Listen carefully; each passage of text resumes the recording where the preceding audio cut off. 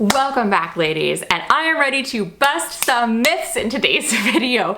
Reading your hundreds of questions has gotten me so fired up to talk about mental health, and I actually am going to do 2 or 3 videos this week all about mental health because your questions were so good I couldn't choose.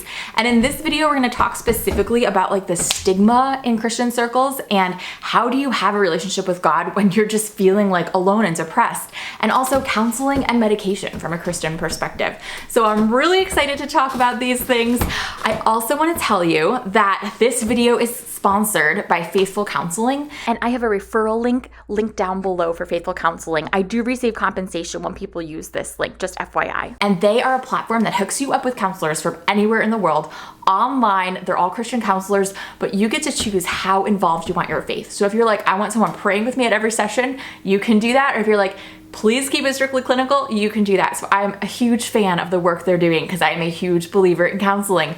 Getting ahead of myself there, spoiler alert. Okay, let's get right into it. Oh, Lord, please help us and help me. Okay, first I should probably tell you a little bit of my own journey. So as you know, I'm a Christian. I was raised in a Christian home, and I have struggled with an eating disorder, with depression, and with anxiety. I have done counseling and medication and mentors and friends and tried to do it on my own and so many other things. And I'm gonna share a little bit about what's worked for me, and hopefully this can encourage you. Okay, let's start with this question from Megan. Megan says, do you think clinical anxiety is fully chemical, fully spiritual, or a mixture? I've heard a lot of mixed messages in church, and I don't know if it's my fault. Number one, no, it is not your fault. Mental health is not something to think of as a sin or as a fault of ours. Instead, it's something to think, what can I do to keep myself healthy mentally? And what can I do to work through this? It is not fully spiritual or fully chemical. It's a very complex issue that involves every part of our lives, our emotions, our minds, our spiritual life, our physical body. And what triggers or causes it is going to look different for every person. For some people, it is literally a chemical imbalance in their brain, which is why medicine can be so effective for some people. I know it's actually helped me a ton. There also can be underlying causes from past trauma or PTSD or just things that you walk through. And that's why counseling can be so helpful. I know counseling has helped me work through a ton of my anxiety. There's also can be spiritual causes. Absolutely. Even being in a legalistic circle where there's all these shoulds and expectations put on you that aren't from God, but are from that legalistic community, that can cause a ton of anxiety and depression.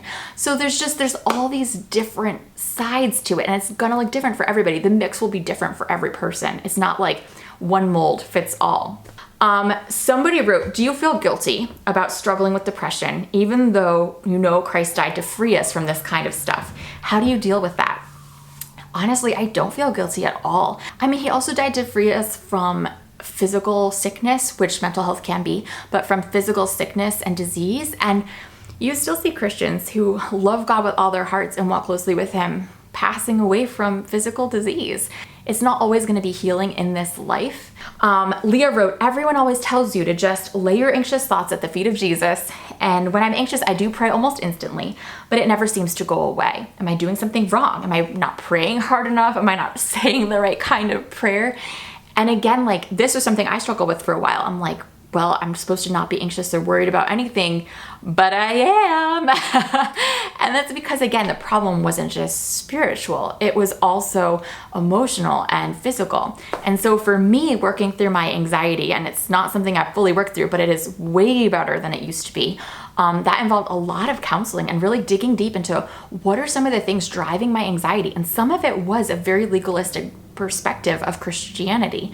But also some of it was past relationships I've had or things that happened when I was growing up, and they started triggering these reactions. It became like the story I was telling in my brain. And it was all based on, for example, there's a pretty girl in the room. My last boyfriend would flirt with every pretty girl. Therefore, James is going to flirt with her. Therefore, I am not worthy. And it would lead to crippling anxiety. I would be afraid to go out and see new people, and I'd still go, but I would still deep down be like, what if there's a pretty girl there? What am I gonna do? And it was this story that I was telling myself and believing, and I had to write a new story. And that's something that I did in counseling. I was able to see a different perspective on those things in my past and tell myself a different story about my future. And so honestly, just praying it away didn't work for me. And That's not to say that it didn't help. Like, God has been so amazing in my mental health journey, and such a huge part of it, but it's not like that was all of it, you know? Like, he uses other people too, like counselors, to speak into our lives and to give us wisdom. There's a lot more to how God made us than just our spiritual being. Okay, let's move on to a section about counseling. One of you wrote in, I'm thinking about seeing a counselor to help me work through why I have these habits and intrusive thoughts. Awesome, you go, girl. But I'm not sure if I should. When should I see a counselor? What should I think about before I do? Okay, I'm gonna be totally honest with you. I believe every single person should see a counselor. I'm not just saying this because of my sponsors today. I with all my heart believe it is so important. And it's not that you have to see them long term, but even just for a short while. And here's why, because all of us go through things in our lives that feel normal and shape us, but they're not all normal. Even the families we grew up in, no matter how wonderful they are, there are gonna be things that are not healthy or not normal about them. And we can't always see that because it feels so normal to us. And so getting to talk with a counselor and sit down with someone trained in this area is so helpful.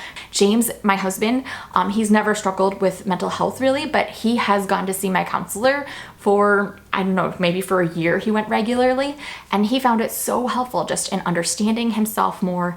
And I feel like that just made him a healthier person, which impacts our marriage and parenting in a really good way. So I think you don't have to think too hard about it. I would say see the counselor.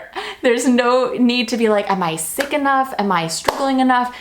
Just go see the counselor. Someone else said, I often feel guilty about seeking help and support and wonder if I just need to learn to trust God more. I guess for me, when I think of God speaking into my life, I don't think of that as just a spiritual moment in my quiet time. I think of it as through all the different people I encounter, God can speak to me through the books I read, whether or not they're Christian. There are things that God will just quicken to my heart and just speak to me through the music I listen to. And so I don't see a counselor or engaging with outside help as not trusting in God. I see it as taking full advantage of learning from that wisdom that God might want to give you. And I think it takes a lot of strength to ask for help. It's so easy, especially in our westernized independent culture, to just want to do it on our own. But it takes a lot of courage to be vulnerable enough to ask for help and to open our hearts to someone. And that takes a lot of strength. Someone wrote, I've decided to start seeing a counselor, but I don't want to tell my family and just a couple of my friends know. Is that wrong? I think you got to know yourself and your situation. You need people who are your support system outside of your counselor too. And for some people, you might only know 2 people who are positive influences in your life. Some people do come from very toxic family relationships, and sharing that information with them might be more harmful than helpful. But other people might come from great families and you feel like, I can share this with my family. You just got to know yourself and what you're comfortable with and who's going to encourage you on your healing journey versus shame you in it, and kind of go with that. Someone else wrote, what do you think about getting help from a psychology or psychiatry rather than a Christian counselor? I think you need someone who is licensed and clinically trained in psychology or psychiatry. I personally would not recommend going to see someone who doesn't have that. I know some pastors are consider, they have counseling, and that can be great. But if you're struggling with mental health, I would make sure you go see someone who's licensed, not someone who's just a Christian counselor without the licensing. Now, whether you see a counselor who's a Christian or not a Christian, that's kind of up to you. That's your preference. For me personally, what I wanted was someone who was a Christian and understood that worldview in a very deep, personal way, but also wasn't going to be bringing it into my sessions all the time. I didn't want someone who was telling me, well, the Bible says this, or let's pray right now. I wanted it to be strictly clinical, and that's just a personal preference. But definitely see someone who is licensed and accredited. I know one of my friends was looking for a counselor, and she was telling me how discouraged she got because she had to keep calling and calling, and they'd be like, we have no openings, I'm sorry. She's like, I'm struggling, and the first 10 places I called didn't have an opening. That doesn't always happen, but that can be discouraging. Again, a great reason Faithful Counseling is a good option, because they're gonna match you up with someone. They have hundreds of therapists all over the country who are all certified, and so they can kind of hook you up with someone without you having to constantly call 20 different practices in your area. Okay, let's talk about medication. I know this is a tricky, taboo subject in the church. I'm just gonna put it right out there and say, I take medication for my anxiety and depression, and it has helped me so much. And honestly, it took me a while to go on it because I was so nervous, honestly, about the side effects to my body.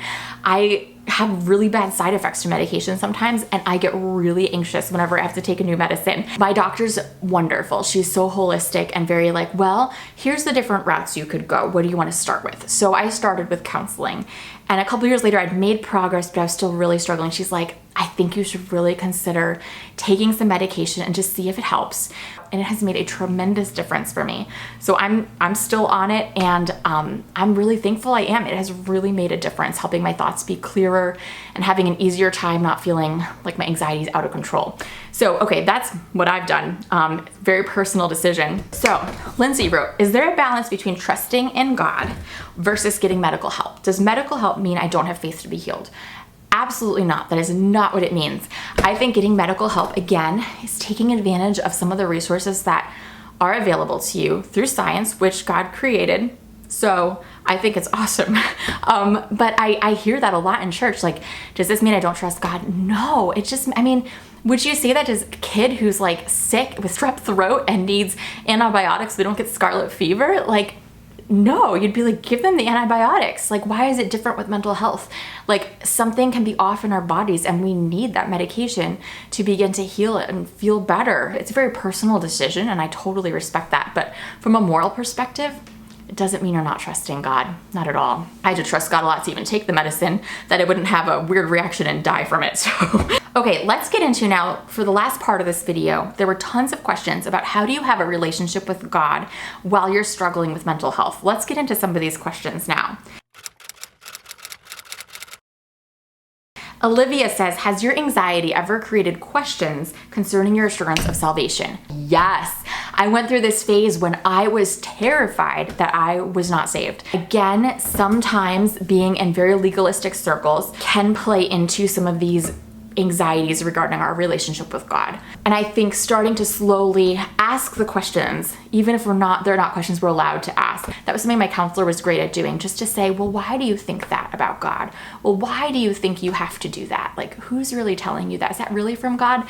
And that was hard for me at first because I got so anxious about it. I'm like, what if I'm being deceived, But like over time, it really set me free in a lot of ways to be like, okay, some of these things that I've been believing about my salvation or my walk with God are not actually from God. They're from me, and they're from a legalistic subculture of Christianity. And as I worked through my anxiety and started really thinking through my faith, that brought a lot of rest and freedom. And it's not something I worry about now. It's not something I fear about now. But it took some time to get there, and it took some hard work that was uncomfortable. Again, that's my story. It will look different for different people. Nicole says, how can I effectively witness to non-Christian friends during anxious or sad seasons? How do I balance demonstrating the peace that Jesus can give without lacking vulnerability or being insincere? And I guess for me, like, I've never felt that mental health was a bad witness. I've never felt that being honest about my struggles with depression or anxiety made me a bad witness for Jesus. Instead, I feel like it just makes me more relatable, I guess, like that vulnerability to say, like, I struggle, because the truth is, like, we all struggle. No matter what our faith background or where we are in our faith, we all have struggles. We all have brokenness in our life. That's the human condition.